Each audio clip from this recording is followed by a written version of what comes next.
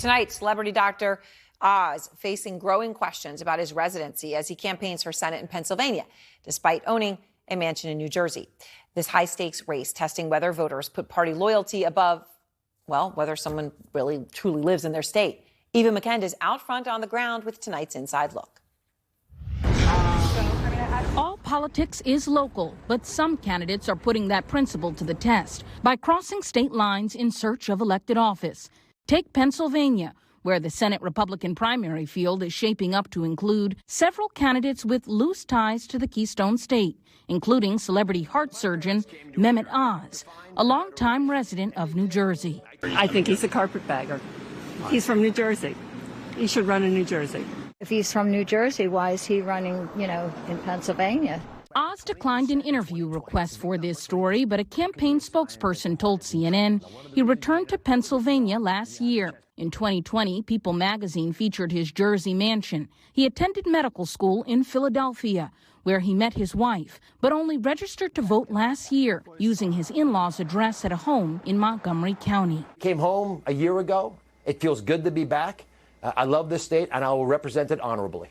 But it's not just Oz facing residency questions in the Pennsylvania GOP primary. There's Carla Sands, a former ambassador to Denmark, who recently lived in California. And businessman David McCormick, considering a bid, was born in Pennsylvania, but has lived in Connecticut for years. Bucks County Commissioner Gene DiGirolamo, a Republican who was reelected to the state legislature more than a dozen times, says he's never seen this many candidates with ties beyond the Commonwealth eyeing a single Senate seat. All legitimately can run, come into Pennsylvania, declare residency, and be able to run. So, this is the United States. But I am really wondering if this is not going to be, the residency issue, a bigger problem than they anticipate. But Chris Mundiath, who runs a Republican Latino advocacy group in the state, says voters in the primary, animated by inflation and the border security debate, are more worried about the candidates' conservative bona fides. I think what voters are going to be looking for are people who are going to fight against the Biden administration, who are going to fight for conservative principles. And I don't think the carpetbagger thing is an issue at all. St. Anselm College professor Christopher Galdieri, who wrote the book on carpetbagging, says candidates parachuting into states they haven't lived in for years is not nearly as much of a deal breaker for voters as it was decades ago. Residency isn't always as important as we might expect it to be, in large part because our politics are so polarized.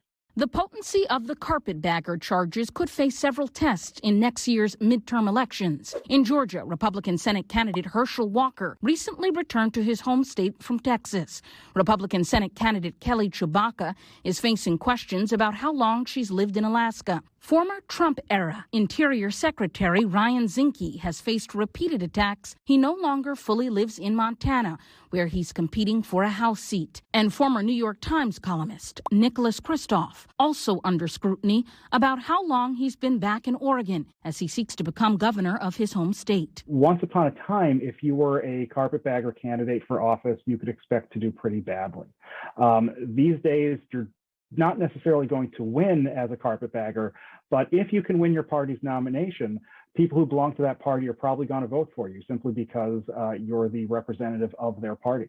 The Pennsylvania race could determine which party controls the Senate. With the stakes so high, by the time candidates get to the general election, voters may be driven more by party affiliation than how long someone has lived in the state they are seeking to represent. Whoever the nominee is, I guarantee you the overwhelming majority of Republicans are going to support that candidate.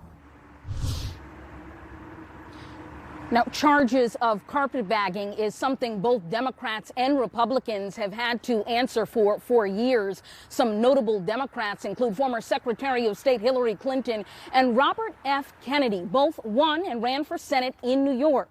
Clinton lived in Washington, Kennedy from Massachusetts. Aaron? Eva, thank you very much. Fascinating.